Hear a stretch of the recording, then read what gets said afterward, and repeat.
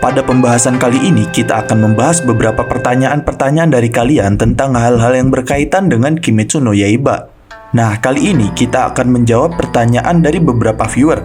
Dan sekarang, mari kita bedah dan kita jawab dari pertanyaan-pertanyaan kalian. Sebelum kalian melanjutkan video ini, ada bagusnya jika kalian klik tombol subscribe dan nyalakan notifikasinya agar kalian mendapat info terbaru dari video kami.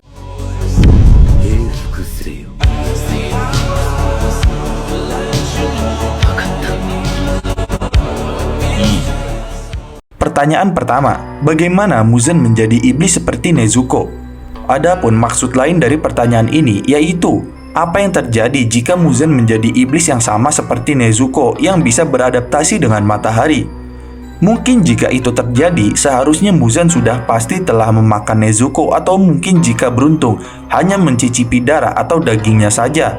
Atau lebih tepatnya, memakan darah atau daging yang berasal dari keturunan yang telah menggunakan pernafasan matahari, serta darah yang bercampur dari obat-obatan Tamayo untuk menjadikan Nezuko kembali menjadi manusia. Nah, jika Muzan telah memakan itu, mungkin saja jika Muzan beruntung, dia akan mendapatkan potensi untuk dirinya, seperti halnya Nezuko yang memiliki potensi yang lebih kuat terus-menerus dari dirinya yang telah menjadi iblis. Seperti halnya yang telah diberitahu oleh Tamayo, bahwa melalui darah Nezuko, Tamayo mengetahui kalau Nezuko terus-menerus memiliki perubahan di dalam dirinya, sehingga membuat dirinya dapat bertahan dari sinar matahari. Nah, jika itu semua ada pada Muzan, dan jika Muzan dapat bertahan dari matahari karena telah memakan Nezuko atau meminum darah Nezuko, ada dua kemungkinan. Antara lain yaitu Muzan perlahan kembali menjadi manusia seperti apa yang terjadi kepada Nezuko di cerita utamanya, atau Muzan berhasil mengevolusikan dirinya sebagai iblis yang sekarang yang dapat bertahan dari sinar matahari.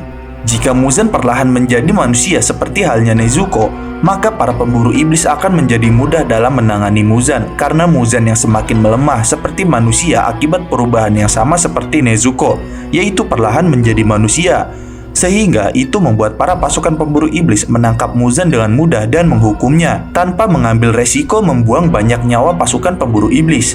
Tapi selain daripada itu, lain halnya jika Muzan berhasil mengevolusikan dirinya menjadi iblis tetap yang bisa bertahan di bawah sinar matahari.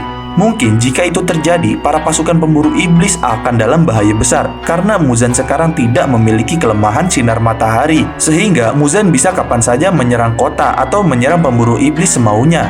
Tapi jika Muzan berevolusi menjadi kebal matahari, seharusnya evolusi tersebut memiliki kelemahan, karena regenerasinya dipusatkan kepada sinar matahari saja untuk menahan tubuhnya terbakar dari sinar matahari. Maka regenerasi Muzan mungkin tidak secepat sebelumnya, dan itu membuat harapan baru untuk para pemburu iblis generasi selanjutnya untuk mengalahkan Muzan di lain waktu dengan senjata-senjata yang baru, yaitu dengan teknologi yang lebih maju dan lebih mudah untuk melawan Muzan tanpa sinar matahari.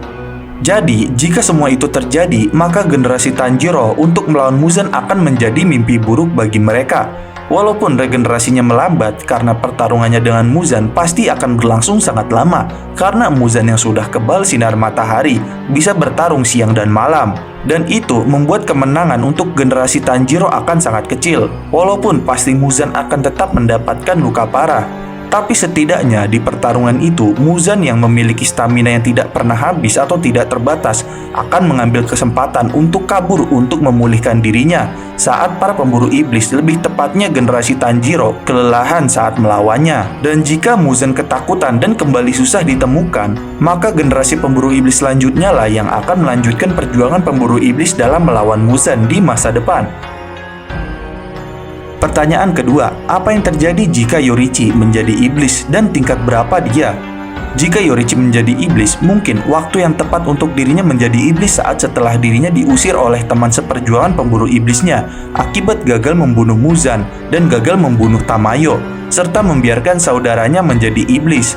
Sehingga itu membuat emosinya memuncak dan memutuskan untuk menjadi iblis untuk membalaskan dendam kakaknya dan mantan rekan pemburu iblisnya. Dan jika itu terjadi, maka sudah pasti akan terjadi persaingan ketat antara Yorichi dengan kakaknya di dalam anggota iblis. Tapi karena Yorichi adalah orang yang sangat berbakat sejak lahir, jika dia menjadi iblis sudah pasti kalau tingkatannya tidak akan menjadi iblis bulan atas. Begitu pula untuk kakaknya Michikatsu atau Kokushibo.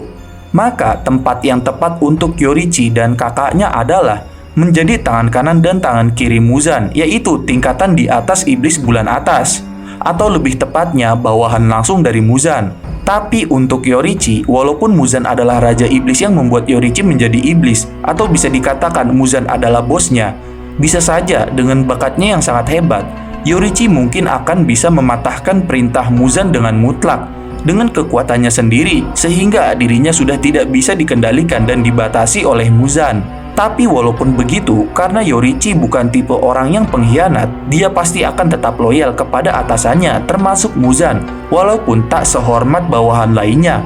Karena Yorichi masih bisa menjadi lebih kuat lagi dibanding Muzan, walaupun dia dibuat menjadi iblis oleh Muzan. Di sisi lain, jika Yorichi menjadi iblis, maka karena untuk membalaskan dendamnya kepada mantan rekan pemburu iblisnya, dia pasti akan membunuh semua Hashira yang pernah dia ajarkan teknik pernafasan. Sehingga jika para Hashira mati, itu akan sangat sulit bagi pendekar pedang generasi berikutnya untuk mempelajari teknik berpedang yang sangat ampuh untuk mengalahkan iblis. Terlebih lagi, iblis yang dilawannya adalah sang pendekar pedang terkuat yang telah menjadi iblis.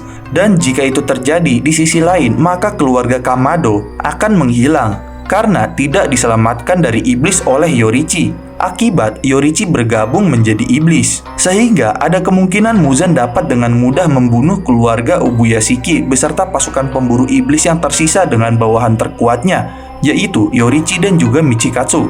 Sehingga bisa saja sejarah pemburu iblis akan musnah pada saat itu juga. Ketiga, mengapa Tengen Uzui tidak ikut bergabung saat Arc Castle Infinity atau saat melawan Muzan? Padahal Tengen Uzui tidak mati saat melawan Gyutaro dan Daki. Alasan Tengen Uzui tidak ikut dalam operasi pertempuran dengan Muzan atau Castle Infinity adalah karena dia sudah pensiun dari Hashira, sehingga dia berhak tidak mengikuti operasi penyerangan Muzan.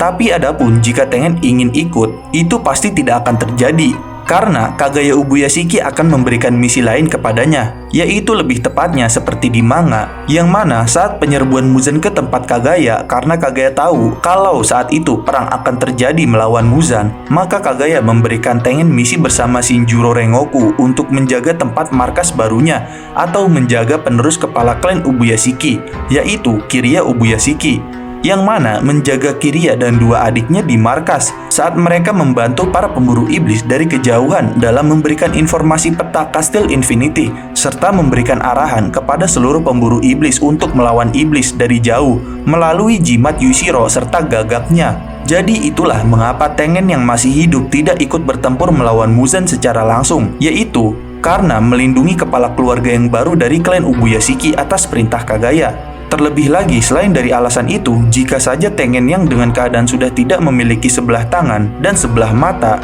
setelah bertarung dengan Gyutaro, dia hanya akan menyusahkan dirinya saja dengan keadaan tersebut. Jadi lebih baik Tengen seharusnya menjaga kepala klan Ubuyashiki terbaru di markas pemburu iblis terbaru, yaitu Kiriya Ubuyashiki.